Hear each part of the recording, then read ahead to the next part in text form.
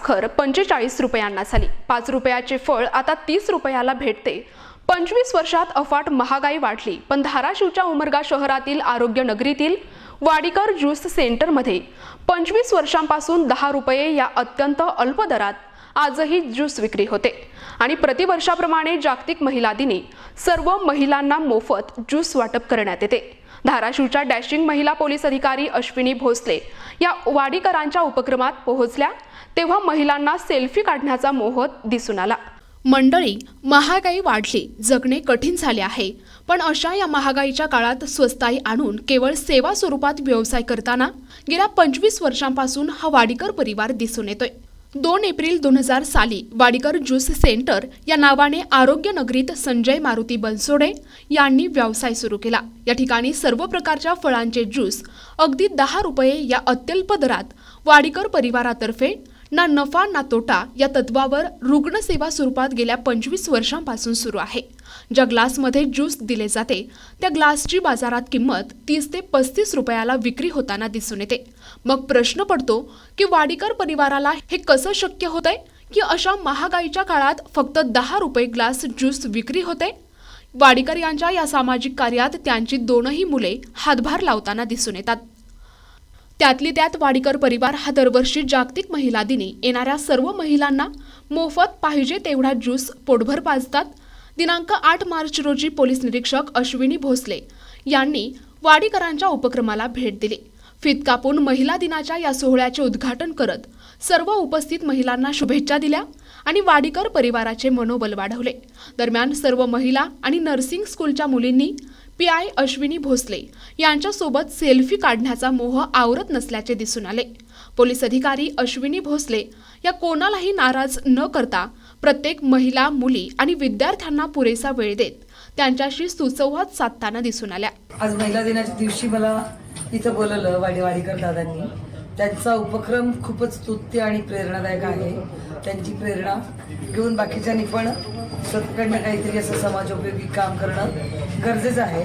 पण मला आल्यावर तोच प्रश्न पडला की 10 रुपये इतक्या नाममात्र शुल्क घेऊन आणि नाममात्र किंमत ठेवून ते ज्यूस विकतात आणि प्रत्येक वेळी आज तर 8 मार्च हे महिला दिनाच्या दिवशी ते महिलांसाठी मोफत ज्यूसची सेवा बजावतात। तर मला त्यांचं म्हणणं म्हणजे सांगणं असं आहे की घोडा घास से दोस्ती करेगा तो खाएगा क्या, म्हणजे जगा तुम्ही समाजोपयोगी कामं पण पण त्याला व्यवहाराची थोडीशी जोडपड असली पाहिजे। म्हणजे त्यांची भावना खूप चांगली आहे आणि त्यांना समाजाप्रती असलेलं प्रेम त्याच्यातून व्यक्त होतं।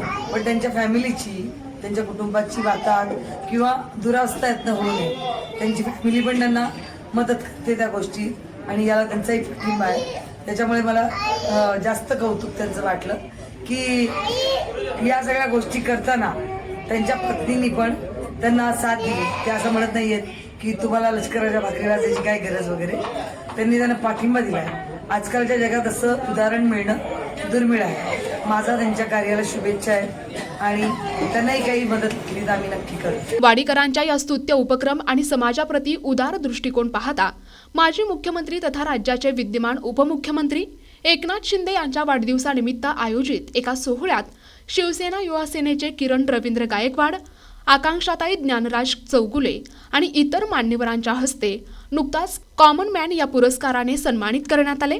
आजच्या या कार्यक्रमात जयश्री वाडीकर, सरोजा वाडीकर, मनीषा नागरे, ज्योती नरखेडे, भाग्यश्री कटके, कमल जमादार, ज्योती कावळे, प्रियंका चव्हाण, नळुबाई साळुंके, सुनीता पटणे, वर्षा दळगडे, लता थोटे, सुमन देशमुख, सुवर्णा चेंडके, मोहिनी चेंडके, सविता काळे, शैलजा हिरेमठ, वैशाली साळुंके, निकिता जाधव आणि डॉक्टर के.डी. शेंडके, JNM नर्सिंग स्कूलमधल्या महिला शिक्षिका आणि विद्यार्थिनींसह परिसरातील महिला वर्ग मोठ्या संख्येने उपस्थित होता।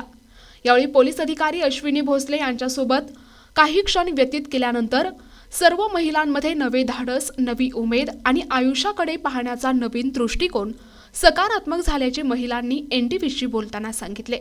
या कार्यक्रमात उपस्थित संजय कोथळीकर आणि बसवराज हिरेमठ यांनीही आपले मनोगत व्यक्त करत शुभेच्छा दिल्या। मी आज जागतिक महिला दिनाच्या निमित्ताने माझ्या इथं उपस्थित असलेल्या सर्व माता भगिनींना महिला दिनाच्या हार्दिक शुभेच्छा देतो।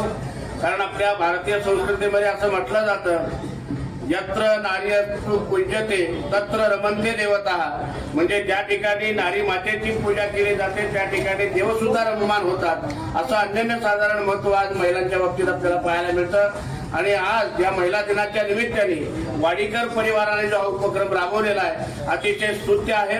कारण त्यांच्याकडून आपल्याला हे पाहायला मिळतं की मनाची श्रीमंती किती महत्वाची असते हे जर पाहायचं झालं तर वाडीकर परिवाराकडून पाहावं लागेल. आज दिवसभरामध्ये येणाऱ्या जेवढ्या महिला आहेत त्या सगळ्या महिलांना ते मोफत या ठिकाणी ज्यूस देतात. आणि त्याचबरोबर बाकीच्या दिवशी जर आपण बघितलं तर अल्प दरामध्ये म्हणजे 10 रुपयाला 1 ग्लास प्रमाणात ते देत आहेत. या ठिकाणी आरोग्य नगरीमध्ये मोठ्या प्रमाणावर रुग्णांची ये जा असते तर त्या रुग्णांची खरी सेवा करण्याचं काम हे वाडीकर परिवार करतंय. त्यामुळं मला असं वाटतं की अतिशय स्तुत्य उपक्रम आहे. पुनश्च एकदा माझ्या वतीनं वाडीकर परिवाराचं हार्दिक हार्दिक अभिनंदन. वाडीकर परिवार अत्यंत गरीब परिस्थितीतून सतत 25 वर्ष हा महिला दिन जागतिक महिला दिन साजरा करत असताना आमच्या उमरगा शहरातील एवढंच नाही पंचक्रोशीतील ज्या महिला आहेत विशेषतः आरोग्य नगरी 1 आणि 2 यामधील सर्व पेशंट आणि त्यांचे नातेवाईक ज्या काही महिला आहेत त्या सर्वांना मोफत ज्यूस वाटप करतात. दुसरी बाब म्हणजे फक्त महिला दिनीच असं नाही, संपूर्ण दिवस 25 वर्ष सतत ज्यावेळेस भाव जास्त कमी होते त्यावेळेस सुद्धा एका ग्लासचा भाव त्यांनी 10 रुपये ठेवलेला आहे.